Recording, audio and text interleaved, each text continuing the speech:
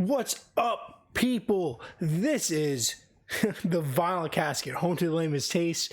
You check me out on Instagram, Twitch, and YouTube, all the Vinyl Casket, all one word. Where you guys can subscribe, like, and comment, hit the bell for much, much more. We are doing the latest episode of Rewind Reviews.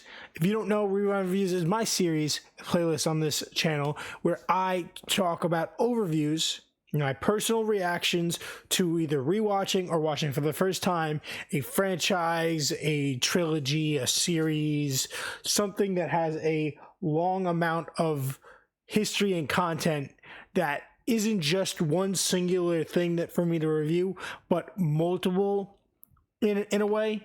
We are going to be doing an episode on Lord of the Rings.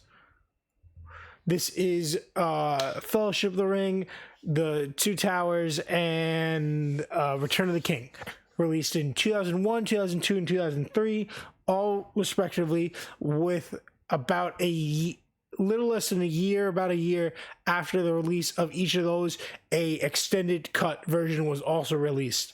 So you have the option of watching these as they were released or the extended cuts now, all available currently on HBO Max, whatever you want to call it.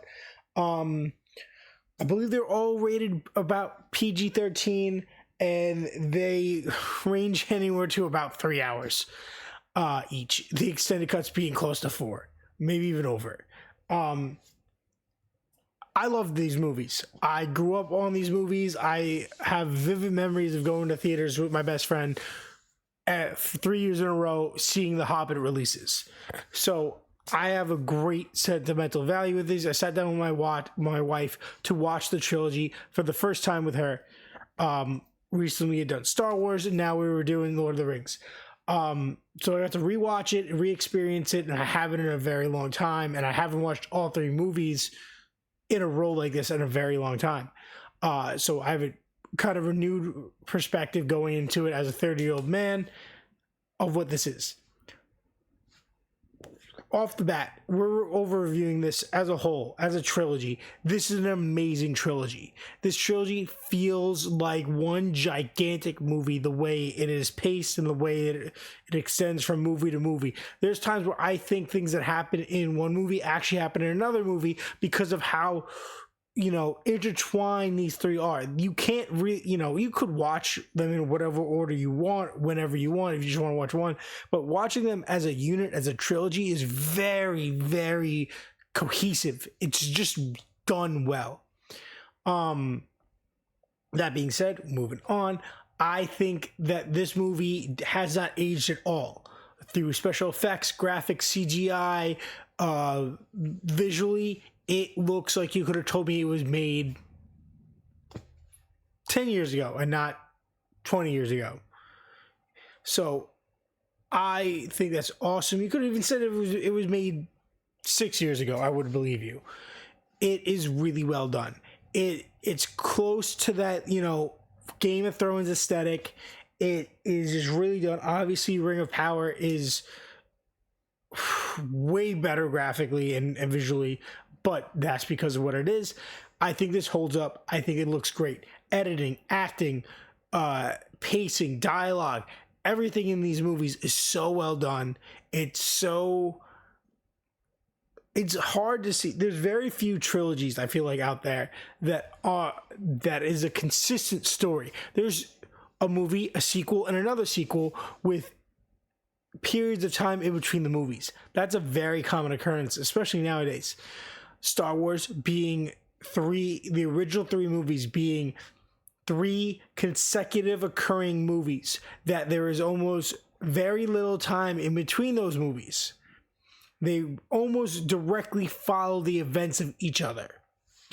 Not that this is the original trilogy, not the prequels being that. Obviously, between episode 2 and episode 3, there's a massive war that is taken in a 11 season show. That's not what I'm talking about. The original trilogy, there's very few I can even think of that are a consistent story told throughout a trilogy of consecutively occurring events. And I think that because of that, this is a perfect trilogy. My favorite movie is, without a doubt, the last one, Return of the King. Mostly because obviously you get the Mordor scene, you get the origin of Schmeagol and his alternate personality. You get that whole origin story. You get to see the whole Mordor stuff. You finally get the Mordor, the whole thing. You get this massive battle, the ghost ships, the elephants. It is the climax in every sense of the word. This is the climax and the end of the story, and it is just so great. The way that they end the movie is a little weird, because I was explaining to my wife how this is actually feels like it's directly referencing Rings of Power, something I didn't even know about. Like, the stuff that they're talking about is stuff that I feel like is mentioned in Ring of Power at the start. And I'm like, oh, wow, this is kind of crazy. I never even realized this. So I really like that. I'm really having a great time rewatching all these. And I think as a whole, these are a really solid trilogy that I think anyone of any age right now, if you enjoyed Game of Thrones, if you enjoyed Ring of Power, if you enjoy anything with that kind of like aesthetic of like mythology, medieval kind of, this is for you. We are going, I got it written down what I'm grading each movie.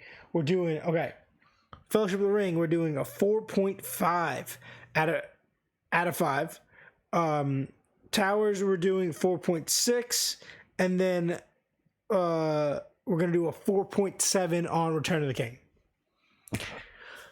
Amazing. I had a blast. I hope you guys are influenced by this overview to get back and rewatch these movies in order. They're great. They are just such a good mesh. With that being said, guys, get in the comments to talk about it. This is the Vodcast, home to the lamest taste. You can check me out on Instagram, Twitch, and YouTube. You can subscribe, like, and comment, hit the bell for much, much more. All at Vinylcast, the Vinyl Casket, one word. This is the Rewind Reviews. Check out the playlist for all the other episodes I've done, and do me a massive favor and stay lame.